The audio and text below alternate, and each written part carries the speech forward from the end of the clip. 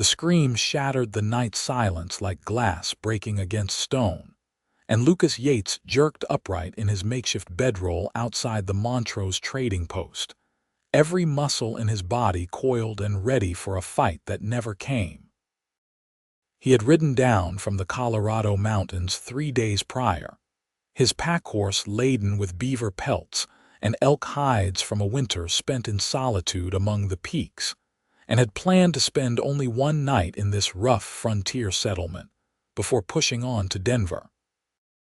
That plan changed the moment he heard that second scream, a sound so raw with terror that it made his weathered hands clench into fists.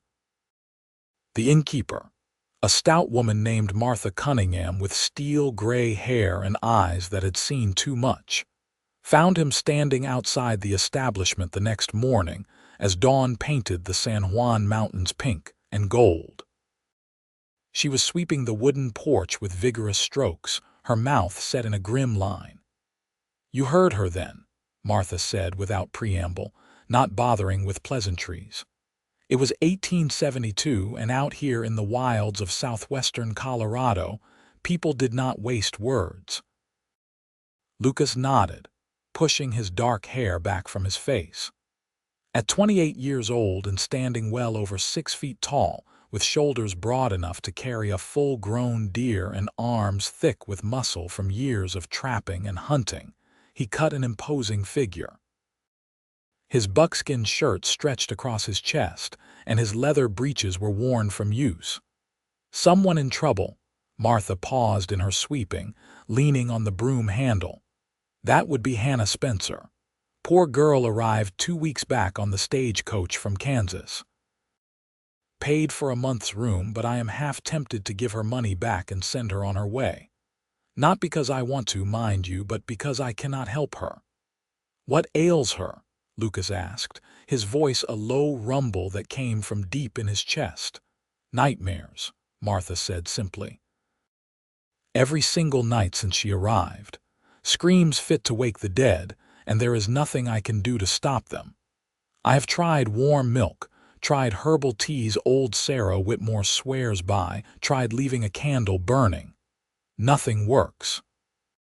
She wakes up terrified, then spends the rest of the night sitting by her window, afraid to close her eyes." Lucas felt something tighten in his chest. He had seen men broken by the things they had witnessed, seen soldiers from the war who could not sleep without seeing blood and death behind their eyelids. "She a widow from the war, she will not say," Martha replied, her expression softening with genuine concern. "She is polite as Sunday church, pays on time, keeps to herself. But whatever haunts her, it is powerful. I am worried she will make herself sick. She barely eats, and those shadows under her eyes get darker every day." Lucas should have saddled his horse right then and continued on his journey. He had furs to sell and supplies to buy, and the affairs of a strange woman were none of his concern. But something in Martha's voice, or perhaps the memory of those screams cutting through the darkness, made him hear himself say, "Which room is hers?" Martha's eyebrows rose toward her hairline. "You thinking you can help where I have failed?" "I am thinking someone who screams like that is fighting something fierce in her sleep," Lucas said. "And I have spent enough nights in the mountains with nothing but my thoughts to know that sometimes the worst battles are the ones nobody else can see."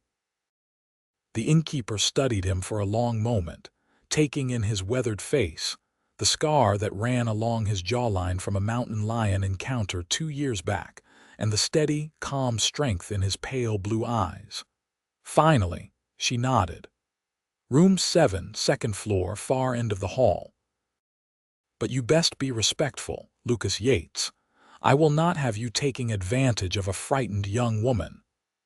"That is not my way," Lucas said quietly, and Martha believed him because some men simply carried their honor in their bones. He spent that day in town conducting his business, selling his pelts to the trading post for fair prices, and buying flour, coffee, salt, and ammunition. But as evening approached and the September sun began its descent behind the mountains, casting long shadows across Montrose's dusty Main Street, Lucas found himself back at the inn, paying Martha for another week's room. She gave him room 9, 2 doors down from Hannah Spencer. Dinner was served communally in the inn's dining room, a practice Martha maintained, because it fostered something resembling civilization in this rough corner of Colorado. Lucas took his seat at the long wooden table, joined by a circuit preacher heading west, 2 miners fresh from the hills, and a young woman who entered so quietly he almost did not notice her. Hannah Spencer was not what he expected.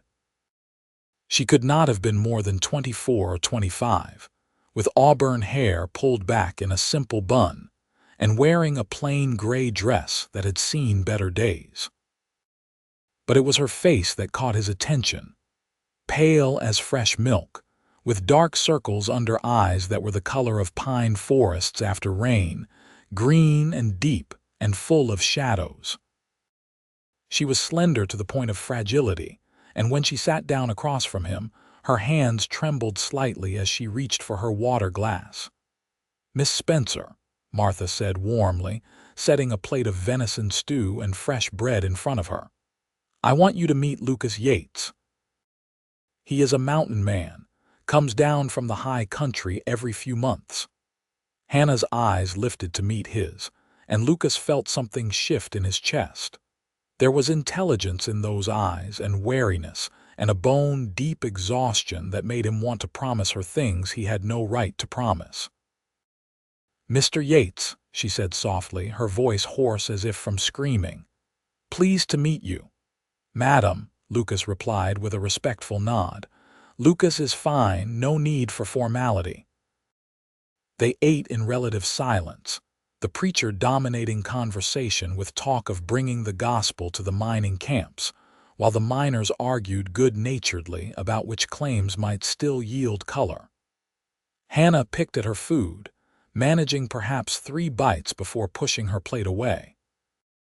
Lucas noticed, and so did Martha, who frowned but said nothing. After dinner, the guests dispersed to their various rooms.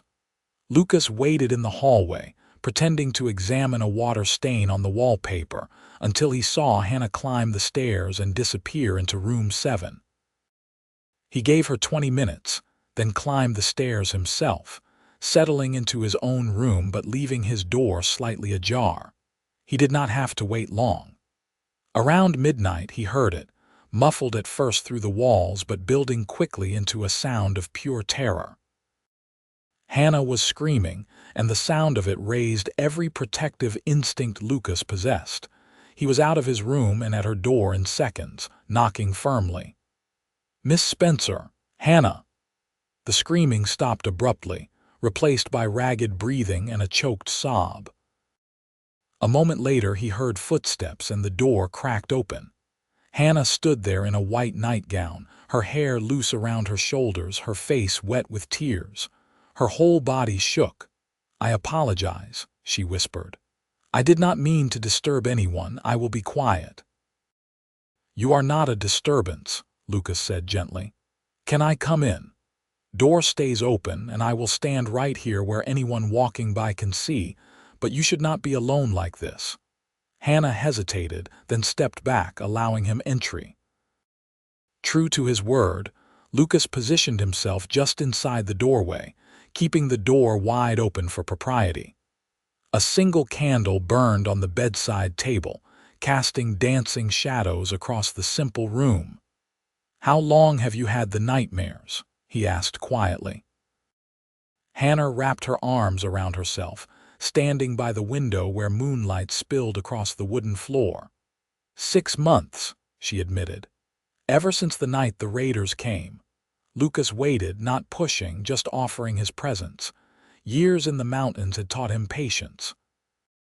"I was living with my father in Kansas," Hannah continued, her voice barely above a whisper. "We had a small farm outside Lawrence. It was just the 2 of us after my mother died when I was 15. Father was a good man, worked hard, never bothered anybody. She paused, drawing a shuddering breath. They came at night, 5 men, drunk and mean. They wanted money, wanted food, wanted whatever they could take. Father tried to stop them. Lucas felt his jaw tighten but kept his expression neutral. What happened? They killed him, Hannah said flatly. Shot him right in front of me. Then they burned our house with him still inside. I ran, hid in the root cellar and stayed there until morning. When I came out, everything was gone, everything. And the nightmares. I see it every time I close my eyes, she said, turning to face him. Her eyes glistened with unshed tears. I see my father falling. I see the fire. I hear their laughter, and I cannot make it stop. I have tried everything, but every night it comes back, and every night I am right there again, helpless and useless and unable to save him. Lucas moved slightly further into the room, still respecting propriety but closing the distance between them. You are not useless. You survived. That took courage. It took cowardice, Hannah said bitterly. I hid while my father died. You stayed alive, Lucas corrected firmly. Your father would want that. Any decent father would rather die than see his child harmed. You honored his sacrifice by surviving. Hannah's face crumpled, and fresh tears spilled down her cheeks. Lucas had a sudden, powerful urge to pull her into his arms, to offer comfort in the only way he knew how, but he held himself still. They were strangers, and she had already been through too much. What if I told you I could stay awake? Lucas said instead. Keep watch while you sleep. That way, if the nightmares come, someone will be here to wake you, to remind you that you are safe now, that you are in Montrose, Colorado, not Kansas, and those men are far away. Hannah stared at him. You would do that. You do not even know me. I know you have been hurt, and I know you need rest, Lucas said simply. And I know I have spent more nights awake in the wilderness than I can count. One more will not kill me. But why? Hannah asked, genuine confusion in her voice. Lucas considered the question. Why indeed? He could claim it was simple Christian charity, or frontier hospitality, but looking at Hannah Spencer in her white nightgown with moonlight in her hair and devastation in her eyes, he knew it was something more. He did not believe in love at first sight. That was something for dime novels and romantic fools. But he believed in recognition, in seeing something in another person that called to something in yourself. Because somebody should, he finally said, and I happen to be here. Hannah studied him for a long moment, this mountain man with his rough clothes and gentle eyes, and something in her chest that had been clenched tight for 6 months loosened just slightly. Where would you stay? She asked cautiously. Right here in this doorway, Lucas said. I will drag my chair over and sit watch. Anyone comes up these stairs, they will see everything is proper. But if you start to dream, I will be close enough to hear and wake you before it gets bad. It was an outrageous proposition. They were not married, not even courting. In any proper society, having a man in her room would ruin her reputation beyond repair. But Montrose, Colorado in 1872 was not proper society, and Hannah Spencer was too exhausted to care about reputation. All right, she agreed quietly. Thank you. Lucas nodded and stepped out into the hallway, returning moments later with the wooden chair from his room. He positioned it in the doorway, settled his considerable frame into it, and looked at Hannah expectantly. Try to sleep, he said. I will be right here. Hannah climbed back into her narrow bed, pulling the quilt up to her chin. She was certain she would not be able to sleep, not with a virtual stranger watching over her. But something about Lucas's presence, solid and calm and utterly unshakable, made her feel safer than she had in months. Her eyes drifted closed. Lucas watched as her breathing gradually deepened and evened out. An hour passed, then 2. Around 3 in the morning, he saw Hannah begin to stir restlessly, her face contorting with distress, small whimpers escaping her throat. He rose from the chair and crossed to the bed, keeping his movements slow and deliberate. "Hannah," he said firmly but gently. "Wake up, you are dreaming, you are safe." Her eyes flew open, wild and unseeing at first, but Lucas kept talking in that low, steady voice. "You are in Montrose. You are at Martha's Inn. Those men are not here, you are safe." Slowly, awareness returned to Hannah's eyes. She looked up at Lucas standing beside her bed in the candlelight, and instead of screaming or panicking, she felt only relief. "They were burning the house again," she whispered. "But it is not burning now," Lucas said. "Look around. You are safe. I am here." Hannah nodded shakily and closed her eyes again. This time she slept until dawn. Morning light brought clarity and embarrassment. Hannah woke to find Lucas still in his chair in the doorway, head tilted back against the door frame, eyes closed but somehow still appearing alert. When she stirred, his eyes opened immediately. "Morning," he said, his voice rough from disuse. "You stayed all night," Hannah said, sitting up. "Said I would. You should have slept." Lucas shrugged, the movement making his broad shoulders shift under his buckskin shirt. "I have gone longer without." Hannah climbed out of bed, suddenly aware of how inappropriate this situation was in the morning light. "I should dress. Could you?" "I will be downstairs," Lucas said, rising from the chair with a fluid grace surprising for a man his size. "Martha usually has breakfast ready by now." He left, pulling the door closed behind him, and Hannah sank back onto the bed, her mind reeling. She had slept through most of the night, waking only once from the nightmare, and even then, Lucas had been there to pull her back from the horror. It was the most rest she had gotten in 6 months. Downstairs, Martha took one look at Lucas and pushed a cup of strong coffee into his hands. "You look terrible." "Stayed up," Lucas said simply. "I know. I heard her last night, heard you talking her down from it. You think you can do that every night?" Lucas took a long drink of the scalding coffee.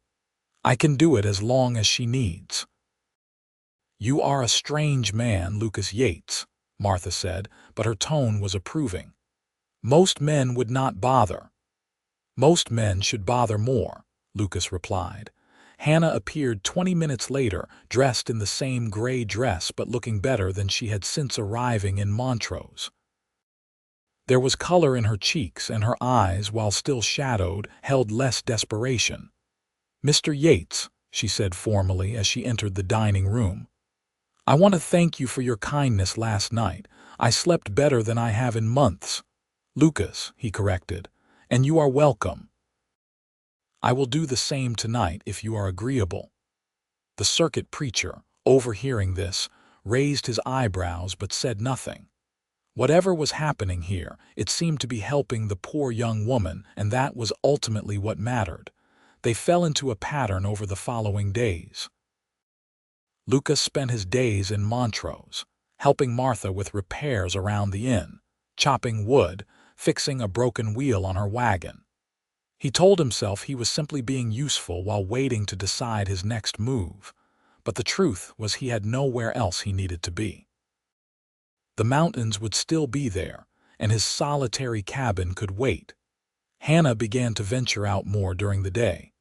She walked the streets of Montrose, bought fabric from the general store, and sat by Uncompahgre River that ran near the town, watching the water flow past.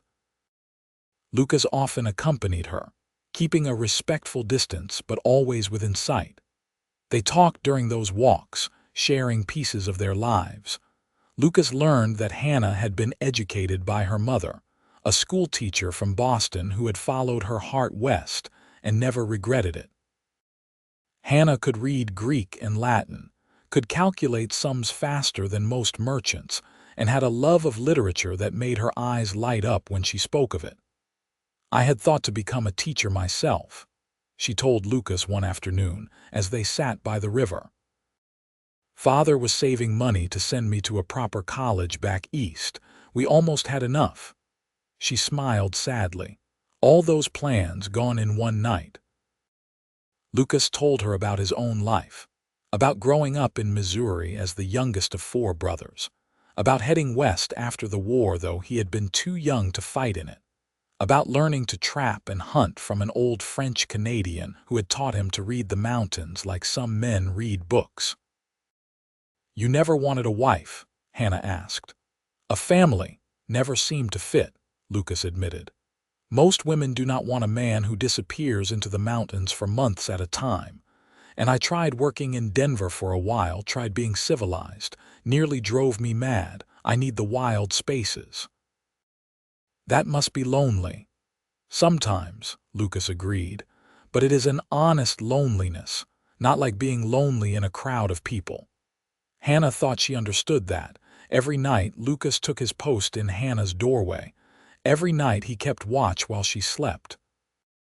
Sometimes the nightmares came and he would wake her gently, reminding her where she was, reminding her she was safe. Sometimes she slept through until dawn, and Lucas considered those nights victories. After a week, Hannah asked, "Do you not get tired?" "I sleep during the day sometimes," Lucas said. "Few hours here and there, it is enough." "But you should not have to," Hannah protested. "I should not need someone to watch over me like a child." Lucas looked at her seriously. "Needing help is not weakness, Hannah. It is just being human. We all need somebody sometimes." By the second week, something had shifted between them. The careful formality had given way to genuine friendship, and beneath that, something deeper was beginning to grow. Lucas found himself watching Hannah during the day, admiring the way sunlight caught in her auburn hair, the way her smile, when it came, transformed her entire face. Hannah found herself listening for Lucas's footsteps, feeling incomplete until she knew he was near. Martha noticed, of course. She cornered Lucas one morning while he was stacking firewood. "You are falling for her," she said bluntly. Lucas did not bother denying it. "Yes, and her for you, I would wager. I see how she looks at you. Maybe." Lucas set down another log with more force than necessary. "Does not matter much though, does it? She is a proper lady, educated and refined. I am a mountain man who can barely write his own name. What kind of life could I offer her? The kind where she feels safe," Martha said firmly. "The kind where she is loved for exactly who she is." "Do not sell yourself short, Lucas Yates. You are worth 10 of those fancy gentlemen back east." But Lucas was not convinced. He had seen the books Hannah read, heard her talk about art and music and theater.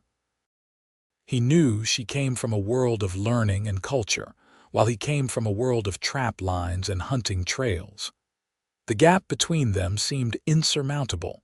Hannah, for her part, was fighting her own battle. She found herself thinking about Lucas constantly, about his quiet strength and gentle patience, about the way he made her feel protected without making her feel weak. But what right did she have to burden him with her nightmares and her damage? He deserved a whole woman, not one broken by tragedy. The crisis came on a Tuesday night, 2 weeks after Lucas had first taken up his post. Hannah had fallen asleep easily, exhausted from a long walk along the river. Lucas sat in his customary place, half dozing when he heard voices outside in the street. "This is the place. I saw her through the window yesterday." Lucas was on his feet instantly, every sense alert. He moved to the window and looked down at the street below. 5 men on horseback, travel-worn and mean-looking, were dismounting in front of the inn. His blood turned to ice when he heard one of them laugh, a sound that cut through the night like a knife. Little Hannah Spencer. Thought she could run far enough to hide. Time to finish what we started. They were the raiders from Kansas. They had tracked Hannah all the way to Colorado. Lucas moved fast. He crossed to Hannah's bed and touched her shoulder firmly. "Hannah, wake up now." She woke with a start, saw his face, and knew immediately something was wrong. "What is it?" "The men from Kansas. They are here downstairs. They are coming for you." All the color drained from Hannah's face. "No, no, they cannot be. How did they find me?" "Does not matter how," Lucas said, his voice hard and decisive. "What matters is getting you safe. Get dressed. We are leaving." "But where?" "Trust me," Lucas said, and something in his voice made Hannah move. She threw a dress on over her nightgown, shoved her feet into boots, while Lucas grabbed her few belongings and stuffed them into a canvas bag. They heard heavy footsteps on the stairs. Lucas grabbed Hannah's hand and pulled her to the window. "Can you climb?" "I think so." "Good. There is a porch roof below, and from there it is a short drop to the ground. I will go first, then help you down." Lucas opened the window, swung his powerful frame through with surprising agility, and dropped to the porch roof. He turned back, arms up. "Jump! I will catch you." Hannah hesitated only a second, then climbed through the window. She slipped, but Lucas was there, his strong hands catching her waist and lowering her safely to the roof. Behind them, they heard pounding on the door of her room. "Open up! We know you are in there." Lucas and Hannah scrambled to the edge of the roof. He dropped to the ground first, landing in a crouch, then reached up for her. "I've got you. Jump!" Hannah jumped, and Lucas caught her easily, his muscular arms absorbing the impact. He set her on her feet and grabbed her hand again. "My horse is at the stable. We run. We do not stop." They ran through the dark streets of Montrose, Hannah's heart pounding so hard she thought it might burst. Behind them, they heard shouting as the raiders discovered she was gone. Lucas pulled her through the stable doors, startling his big roan gelding awake. "No time for a saddle," Lucas muttered, throwing a blanket over the horse's back and bridling him with practiced speed. He swung up onto the horse's back, then reached down for Hannah. "Give me your hand." Hannah grabbed his hand, and Lucas hauled her up in front of him as if she weighed nothing. He kicked the horse into motion, and they burst out of the stable at a gallop. "There! They are getting away." Gunshots cracked the night air. Lucas bent low over Hannah, shielding her with his body, and urged his horse faster.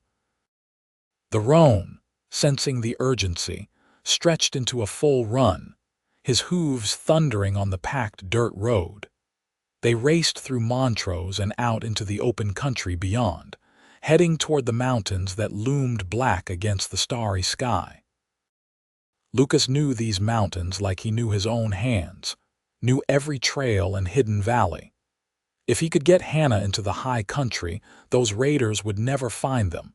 Behind them, the sound of pursuit grew fainter. The raiders' horses were tired from the trail, and Lucas's roan was fresh and strong. By the time they reached the foothills, there was no sign of followers, but Lucas did not slow down. He kept the horse moving at a steady pace, putting miles between them and Montrose, heading for a place he knew would be safe. Hannah clung to Lucas, her arms wrapped around his waist, her face pressed against his broad back. She could feel the solid warmth of him, could feel the steady beating of his heart. She should have been terrified, should have been lost in the nightmare of the raiders finding her. But with Lucas's arms around her and his voice murmuring reassurances, she felt something unexpected. She felt safe. They rode for hours, climbing steadily into the mountains. Dawn was breaking when Lucas finally slowed the horse, guiding him off the main trail and into a narrow canyon that seemed to appear out of nowhere. They followed a creek deeper into the canyon until they came to a cabin tucked against a rocky cliff, nearly invisible unless you knew where to look. "My place," Lucas said, his voice rough from hours of silence. "Nobody knows about it except me and a few old trappers. We will be safe here." He dismounted first, then helped Hannah down. She nearly collapsed when her feet hit the ground, her legs shaking from hours of riding and from delayed shock. Lucas caught her, supporting her weight easily. "I've got you," he said. "Come on, let us get you inside." The cabin was small but well built, with a stone fireplace, a rough-hewn table, and a bed built into one corner. Lucas guided Hannah to a chair, then quickly set about building a fire. Within minutes, warmth began to fill the space. "Are you hurt?" he asked, kneeling in front of her and checking her over with gentle efficiency. "No, no, I am fine. I just cannot believe they found me. I thought I was far enough away. I thought I was safe." "You are safe now," Lucas said firmly. "I promise you, Hannah. They will not find this place, and even if they did, they would have to go through me to get to you. That will not happen." Hannah looked at him, this mountain man who had stayed awake night after night to chase away her nightmares, who had just risked his life to save her from the very real monsters that had haunted her dreams. "Why are you doing this? Why do you care so much?" Lucas reached up and gently cupped her face in his rough hand. "Because somewhere along the way, I fell in love with you, Hannah Spencer. I know I have got no right.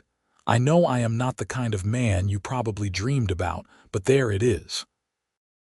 I love you and I will protect you with everything I have." Hannah's eyes filled with tears, but this time they were not tears of grief or fear. "You think you have no right? Lucas, you are the best man I have ever known. You have given me back my nights. You have made me feel safe when I thought I would never feel safe again. I do not need a fancy gentleman with fine words. I need you." Lucas's breath caught. "Hannah, I love you too," she said simply. "I think I have loved you since that first night when you promised to stay awake and keep watch. You chased away my nightmares, Lucas. You brought me back to life." Lucas stood, pulling Hannah up with him, and then she was in his arms, really in his arms for the first time, and nothing had ever felt so right. He held her close, feeling her warmth, her realness, her aliveness. When he kissed her, it was gentle and reverent, a promise made without words. They stayed in the mountain cabin as autumn settled over Colorado. Lucas made trips back to Montrose under cover of darkness, learning from Martha that the raiders had left town after failing to find any trail. They had assumed Lucas and Hannah had headed east toward Denver and had ridden off in that direction, swearing vengeance but ultimately moving on to easier prey. Still, Lucas insisted they stay in the mountains until he was certain it was safe. Hannah did not mind. She loved the cabin, loved waking to the sound of the creek and the sight of mountains all around.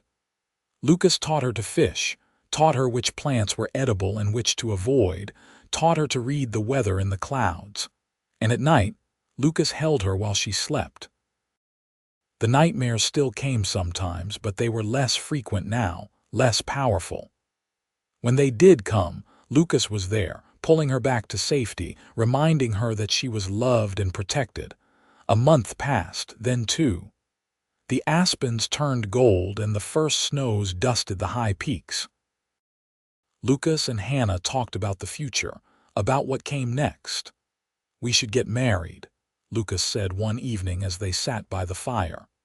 "Properly married by a preacher. I know we have been living here together, and I know that makes you my wife in the ways that matter, but I want to do it right.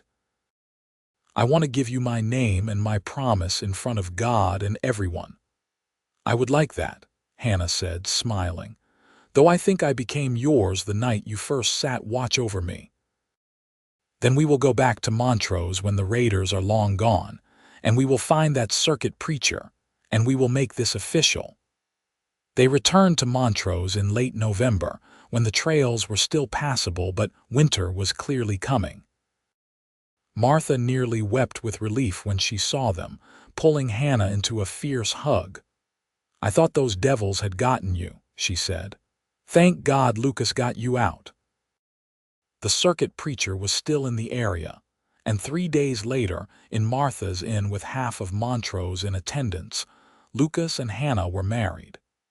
Hannah wore a dress Martha had saved from her own wedding, altered to fit. Lucas wore new buckskins and had trimmed his beard. When he placed his mother's ring, carried from Missouri years ago, on Hannah's finger, His hand was perfectly steady. "I promise to love you every day of my life," he said. "To keep you safe, to stand by you, to chase away every nightmare and every fear." "I promise to love you with everything I am," Hannah replied. "To stand beside you, to be your partner, to make a life with you wherever that life may lead." They sealed their vows with a kiss, and Martha declared it the best wedding Montrose had ever seen. Lucas and Hannah spent that winter in town, living in rooms at Martha's Inn, while Lucas built a proper house on land he claimed just outside Montrose. Come spring, they moved into a sturdy log home with a view of the mountains and the river. Lucas still trapped and hunted, but now he came home to Hannah every few weeks instead of staying in the high country for months at a time. Hannah started a small school, teaching the children of Montrose to read and write and cipher. She was good at it, patient and kind, and the parents loved her. Lucas built her a schoolhouse, working through the summer heat to give her a proper place to teach. The nightmares faded over time. They never disappeared completely, but they came less often, and when they did, Lucas was always there. He would wake her gently, hold her close, and remind her that she was safe, that she was loved, that the past could not hurt her anymore. 2 years after their marriage, Hannah gave birth to a son. They named him Henry after Hannah's father. He had Lucas's pale blue eyes and Hannah's auburn hair, and from the moment he drew his first breath, he was the center of their world. Lucas held his son with a tenderness that made Hannah's heart ache. This rough mountain man, all muscle and strength, cradled the tiny infant as if he were made of glass. "I will keep you safe," he whispered to Henry. "You and your mother both. That is my promise." 3 years later, a daughter arrived, Emma, with her father's strength and her mother's quick mind. Then another son, Samuel, and finally another daughter, Clara. The house Lucas had built grew with each addition, rooms added on, a second story constructed. It became a place of warmth and laughter, filled with the sound of children playing and learning. Hannah never forgot the nightmares that had once plagued her, never forgot the terror of those months after her father's death. But they became part of her past, rather than her present. Lucas had not just chased away her nightmares. He had replaced them with dreams, with a future she had thought impossible. On their 10th wedding anniversary, they stood together on the porch of their home, watching the sun set over the mountains. The children were asleep inside, tired from a day of playing by the river. Lucas's arm was around Hannah's waist, holding her close. "You ever regret it?" Hannah asked. "Giving up your solitary life in the mountains, taking on a wife and 4 children?" Lucas looked down at her, and the love in his eyes was as strong as it had been that first night when he promised to stay awake and keep watch. "The mountains are still there," he said, "but they are empty compared to this. You gave me something I did not even know I was missing. You gave me a home." "You gave me my life back," Hannah said. "You stayed awake and chased away my nightmares. You saved me in every way a person can be saved." "We saved each other," Lucas corrected. "You taught me that being strong does not mean being alone. That the greatest strength is in loving someone enough to let them see your weakness." They stood together as stars began to appear in the darkening sky. 2 people who had found each other in the wilderness and had built something lasting and true. The nightmares that had once haunted Hannah were long gone, chased away by love and time, and the steady presence of a man who had promised to stay awake and keep watch. Inside the house, one of the children cried out in their sleep. Lucas and Hannah both moved toward the door, ready to comfort, ready to protect, ready to chase away whatever fears the night might bring. Because that was what they did now, what they would always do. They kept each other safe. They kept their family safe, and they did it together. Lucas had been right that first night when he told Hannah that needing help was not weakness. It was just being human. Everyone needed somebody sometimes, and they had found their somebody in each other. Years continued to pass, and the Yates family became a fixture in Montrose. Lucas's reputation as a fair man and skilled hunter made him respected throughout the region. Hannah's school grew, and eventually the town built a larger schoolhouse to accommodate all the children who wanted to learn. Their own children thrived, growing strong and confident under the loving care of parents who had both known darkness and had chosen light. Henry, their eldest, inherited his father's love of the mountains and often accompanied Lucas on hunting trips. Emma became a voracious reader like her mother, devouring every book she could get her hands on. Samuel was the peacemaker, gentle and kind, while Clara was fierce and independent, afraid of nothing. Martha remained a close friend, eventually moving into a small house next to the Yates property when she grew too old to run the inn. She spent her final years surrounded by the family she had helped bring together, bouncing grandchildren who were not hers by blood but were hers in every other way that mattered.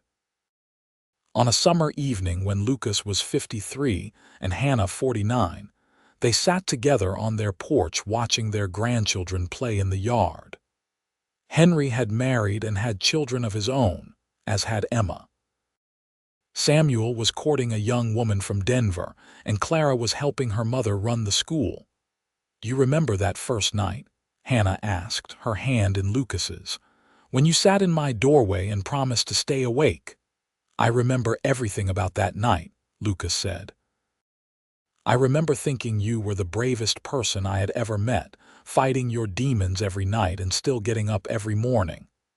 "I was not brave, I was terrified. Same thing sometimes." Lucas squeezed her hand. "Bravery is not about not being scared. It is about being scared and doing what needs doing anyway." "You taught me that," Hannah said. "You taught me a lot of things, how to be strong, how to let someone help me, how to love without fear." Lucas turned to look at her, this woman who had changed his entire life. Her auburn hair was streaked with gray now, and there were lines around her eyes, but to him, she was as beautiful as she had been that first morning when he saw her in Martha's dining room, exhausted and haunted but still fighting. "I love you, Hannah Yates," he said. "Every day I love you more than the day before." "And I love you," Hannah replied. "My mountain man who stayed awake and chased away the nightmares. You gave me everything." They sat together as the sun painted the mountains gold and red, surrounded by the life they had built, the family they had created, the love that had sustained them through every challenge. The nightmares were long gone, replaced by the sweet dreams of a life well lived and deeply loved.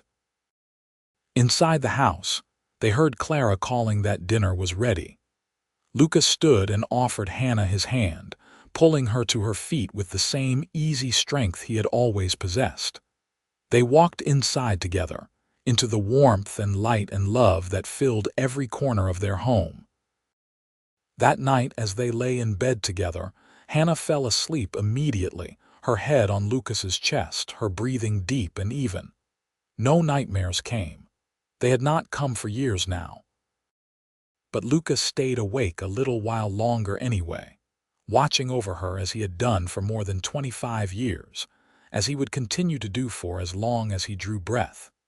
It was his promise, made on a September night in 1872 in a small inn in Montrose, Colorado. He had promised to stay awake and chase away the nightmares. He had kept that promise every day since, and he would keep it until the end of his days. Lucas finally closed his eyes, his arm around Hannah, and drifted into sleep. Outside, the mountains stood eternal under the stars, and inside, two people who had saved each other slept peacefully, surrounded by the family and the life they had built together. The nightmares were gone. The love remained. And that, in the end, was all that mattered.